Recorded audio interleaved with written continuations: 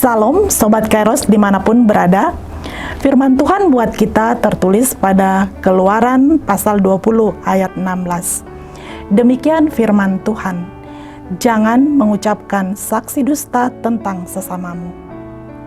Sobat Kairos, dalam kehidupan sehari-hari kita, sadar atau tidak sadar, seringkali kita tergoda untuk mengatakan hal-hal yang tidak jujur dengan berbagai macam motif dan alasan. Baik kepada diri sendiri, kepada keluarga, pasangan kita, ataupun rekan kerja. Dan hampir semua orang pernah melakukannya. Sehingga sebagian besar orang menganggap bahwa kebohongan merupakan suatu kesalahan yang manusiawi. Sobat Kairos, Tuhan tidak senang orang yang tidak jujur. Dan Tuhan sangat membenci berita-berita yang menyebar, tetapi tidak ada fakta di dalamnya, alias berita bohong. Perintah larangan jangan berbohong atau berdusta adalah sebuah perintah yang mutlak tidak bisa ditawar. Mengatakan kebenaran sudah seharusnya menjadi salah satu ciri utama dari seorang pengikut Kristus. Orang percaya tidak boleh bersaksi dusta, apapun alasannya. Dalam hukum ke-9 dan firman Tuhan kita hari ini mengatakan, janganlah sekali-sekali engkau mengucapkan saksi dusta tentang sesamamu. Hal ini sama artinya bahwa orang yang mengaku beriman mesti belajar tahu apa yang menjadi kebenaran. Dan ia harus senantiasa menjaga hidupnya benar. Sobat Kairos, di dalam Alkitab banyak sekali contoh-contoh dapat kita temukan tentang bagaimana dosa bersaksi dusta seringkali membawa dampak buruk baik terhadap diri sendiri ataupun terhadap orang lain. Salah satu contoh dapat kita lihat dari Perjanjian Lama, yaitu tentang peristiwa kematian Nabot sebagai dampak dari niat jahat istri Ahab.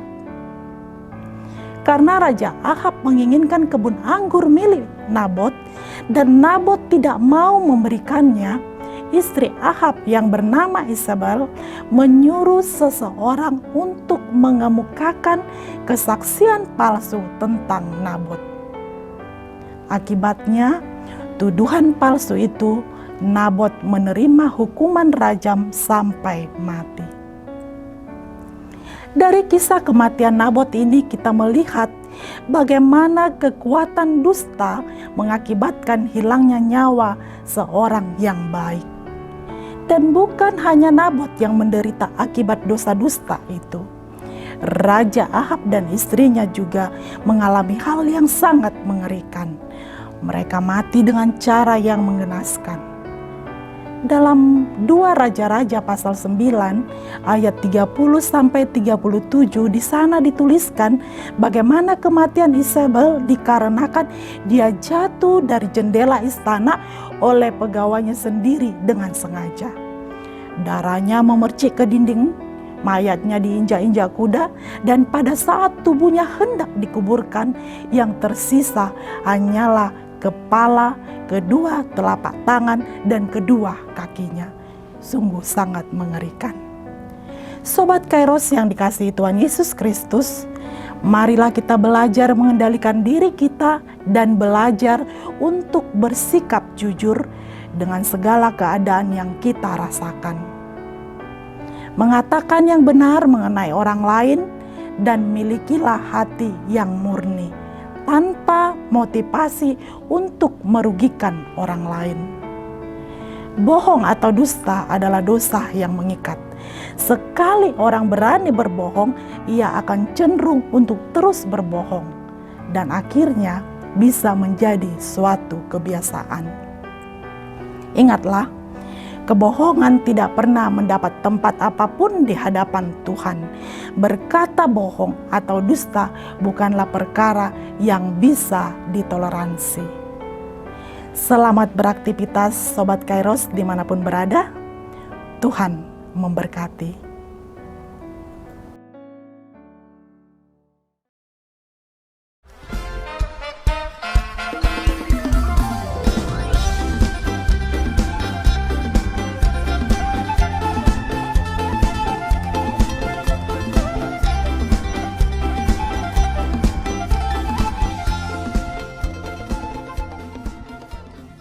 Tahun ini merupakan tahun yang bernuansa kesatuan hati bagi seluruh gereja HKBP.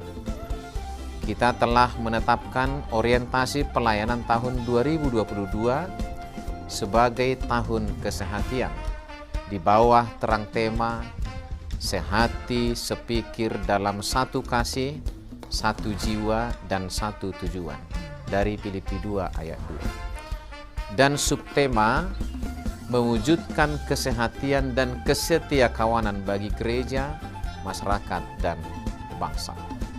Panitia Tahun Kesehatian HKBP Distrik 8 DKI Jakarta telah ditetapkan menjadi organ pelayanan dalam mewujudkan persekutuan, kesaksian, dan pelayanan yang semuanya diikat dalam satu kasih, satu jiwa, dan satu tujuan.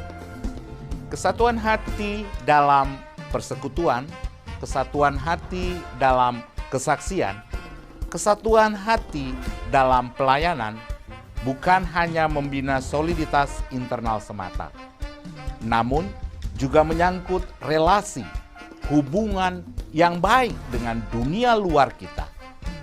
Maka untuk mewujudkan kesehatian yang nyata dalam kehidupan warga gereja, Panitia Tahun Kesehatian HKBP Distrik 8 DKI Jakarta berkomitmen untuk berkarya dalam program-program kreatif dan relevan dan bernilai tinggi untuk menguatkan visi dan misi kerajaan Allah di dunia ini.